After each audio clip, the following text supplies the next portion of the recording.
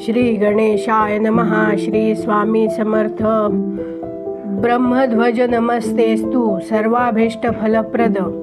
ब्रह्मध्वज म्हणजे गुढीला वंदन करून आजच्या व्हिडिओला सुरुवात करूया. नमस्कार मंडळी. आज आहे गुढीपाडवा, नवीन वर्षाची सुरुवात. येणाऱ्या नवीन वर्षाच्या आपणा सर्वांना मनापासून हार्दिक शुभेच्छा. येणारे नवे संपूर्ण वर्ष आपणा सर्वांना धनधान्य, ऐश्वर्य, समृद्धी, आयुष्य, आरोग्य, संपन्न आणि भरभराटीचे जावो ही ईशचरणी मंगलमय प्रार्थना. हिंदू वर्ष पद्धतीप्रमाणे वर्षाचा पहिला महिना म्हणजे चैत्र आणि त्याचा पहिला दिवस म्हणजे गुढीपाडवा. गुढी म्हणजे ध्वज आणि पाडवा म्हणजे प्रतिपदा. हिंदू वर्ष परंपरेतला पहिला मराठी सण, नवीन वर्षाची सुरुवात. आज हिंदू परंपरेप्रमाणे नवे पंचांग म्हणजे कॅलेंडर वर्ष चालू होते. पंचांग म्हणजे तिथी, वार, नक्षत्र, योग आणि करण या कालगणना करणाऱ्या 5 अंगांची दररोजची माहिती ज्यात असते त्याला पंचांग असे म्हणतात. या पंचांगाची आणि गुढीची पूजा करून येणाऱ्या संपूर्ण नवीन वर्षाचे स्वागत आज पाडव्याला म्हणजेच प्रतिपदा तिथी म्हणजेच या नवीन वर्षातला पहिला दिवस या दिवशी करण्याची प्रथा परंपरा आपल्या हिंदू समाजात आहे. आज घरोघरी गुढी उभारली जाते. आपल्या घरादाराला स्वच्छ करून गुढी तोरणे बांधून प्रसन्नपणे या दिवसाचे स्वागत मोठ्या उत्साहात केले जाते. या दिवशी सकाळी अभ्यंग स्नान करून गुढी उभारावी. ब्रह्मध्वजाय नमः असे म्हणून गुढीचे पूजन करावे.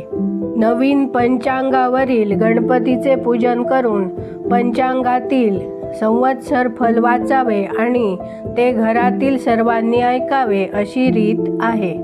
तुळशी वृंदावनाजवळ छान रांगोळी घालून पाट ठेवून त्यावर हा ब्रह्मध्वज म्हणजे गुढी उभारली जाते. गुढी उभारण्यासाठी एक बांबूची काठी घेऊन त्यावर आंब्याची पाने, फुलांची माळ, सोवळे किंवा लाल रंगाचा कपडा, तांब्या इत्यादी बांधून ही गुढी आपल्या घरासमोर तुळशी वृंदावनापाशी उभा करून त्याची पूजा करावी आणि येणारे संपूर्ण नवे वर्ष आपल्या सर्वांसाठी उत्तम आरोग्य, भरभराटीचे जावो अशी प्रार्थना करावी. गुढी उभारल्यानंतर तुळशी वृंदावनाजवळ घातलेली रांगोळी चैत्रांगणाची सुद्धा गंधफूल घालून पूजा करावी. हे चैत्रांगण पाडव्यापासून अक्षय तृतीयेपर्यंत दररोज रांगोळीने काढतात आणि त्याची पूजा करतात. हे चैत्रांगण म्हणजे देवी देवतांच्या अस्त्रशस्त्रांचे प्रतीक, आपल्या रोजच्या संसारात उपयोगी पडणाऱ्या वस्तूंचे प्रतीक, तसेच चैत्रात जी चैत्रगौरीचे प्रतीकरूप पूजन आपण करतो त्याचे प्रतीकरूप म्हणून हे चैत्रांगण रांगोळीने काढले जाते. चैत्र महिन्यात चैत्र गौरीची पूजा केली जाते. वेगवेगळी फळे आणि फुले यांची आरास बांधतात आणि त्यात गौरीला पाळण्यात बसवतात. नंतर सुवासिनींना गौरी स्वरूप मानून हळदी कुंकू देऊन कैरीचे पन्हे दिले जाते आणि वेगवेगळ्या फळांचे वाण दिले जाते. चणा डाळीची कैरी, हिंग, हिरवी मिरची घालून वाटलेली चटणी ज्याला वाटली डाळ असे म्हणतात ती दिली जाते. अशा प्रकारे चैत्र गौरीचे हळदी कुंकू केले जाते. पाडव्याच्या दिवशी कडुलिंबाच्या पानांची चटणी वाटतात. त्यात मिरे, हिंग, मीठ, ओवा व साखर हे पदार्थ घालून कडुनिंबाची कोवळी पाने, फुले हे सर्व पदार्थ एकत्र करून त्याची चटणी वाटायची आणि सर्वांनी ती खायची. त्यामुळे आरोग्य सुधारते. कडुनिंबातील औषधी गुणांमुळे त्याचा आपल्या आरोग्यावर चांगला परिणाम होतो. गुढीपाडव्याच्या दिवशी ब्रह्मदेवांनी या सृष्टीची निर्मिती केली असे मानले जाते. एक मान्यता आहे अशी, दशानन रावणाचा वध केल्यानंतर सीतामाईंसह 14 वर्षांचा वनवास संपवून भगवान श्रीराम सहकुटुंब अयोध्येत परत आले, तेव्हा तेथील जनतेने त्यांचे गुढ्या तोरणे लावून स्वागत केले. तो दिवस चैत्र प्रतिपदा म्हणजे गुढीपाडव्याचा होता असेही मानले जाते. आपल्या हिंदू धर्मात जे सण उत्सव आपण साजरे करतो त्यांचे एक वैशिष्ट्य आहे. जर थोडा विचार केला तर आपल्या लक्षात येईल की ह्या ज्या सणांच्या संकल्पना आहेत त्या प्रत्येक सण उत्सवाचं एक वेगळेपण, एक वैशिष्ट्य आहे.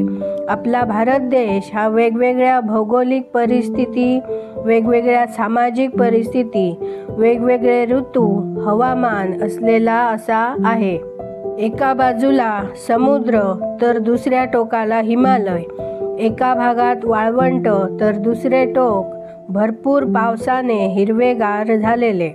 अशी आपली भौगोलिक रचना असल्याकारणाने प्रत्येक भागातले राहणीमान वेगळे, पद्धती वेगळ्या अशा असल्याने 6ही ऋतूत वेगवेगळे सण उत्सव त्या सामाजिक भौगोलिक परिस्थितीनुसार बदलत गेलेले आपल्याला पाहायला मिळतात. तिथल्या स्थानिक वातावरण, सामाजिक रूढी परंपरा, वेगवेगळ्या पद्धतीनुसार तिथल्या वेगवेगळ्या देवतांच्या पूजनतिथीनुसार हे सण उत्सव थोड्याफार बदललेल्या परिस्थितीत आपल्याला पाहायला मिळतात. आपल्या हिंदू धर्मात वेगवेगळ्या ऋतूत वेगवेगळे सण येतात. तसेच ते प्राणीमात्रांबद्दलही वेगवेगळे सण आपण साजरे करतो. नागपंचमी, बैलपोळा, गोवत्स द्वादशी यासारखे सण साजरे करून त्या प्राणीमात्रांबद्दल कृतज्ञता व्यक्त करून दिली जाते. आपला भारत हा कृषीप्रधान देश आहे, त्यामुळे शेतीच्या हंगामानुसार हे सण उत्सव त्या ऋतूत साजरे करण्याची ही परंपरा फार जुनी पुराणी आहे. पूर्वीच्या काळी ऋषीमुनी, राजे महाराजे यांनी उत्सवांची सांगड घालून दिलेली आहे आणि त्या ऋतूनुसार त्या देवतांची सांगड त्या सणांबरोबर जोडून प्रत्येक सणाला अनन्यसाधारण महत्त्व प्राप्त करून दिले आहे. वसंत ऋतूच्या आगमनाने निसर्गसुद्धा चैतन्याने भरून जातो. झाडांना नवा बहर, नवी पालवी फुटून ती चैत्याने बहरलेली झाडेपेडे सुद्धा या नवीन वर्षाचे उत्साहाने जणू स्वागत करताना आपण पाहतो. या वसंत ऋतूत वेगवेगळ्या फळांनी लगडलेली झाडे आपल्याला दिसतात.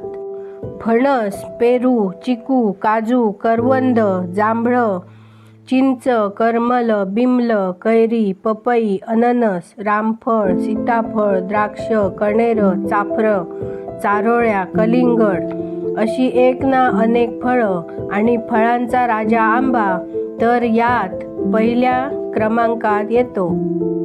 इतर रानटी झाडांना सुद्धा या दिवसात फळं आणि फुलोरा आलेला असतो.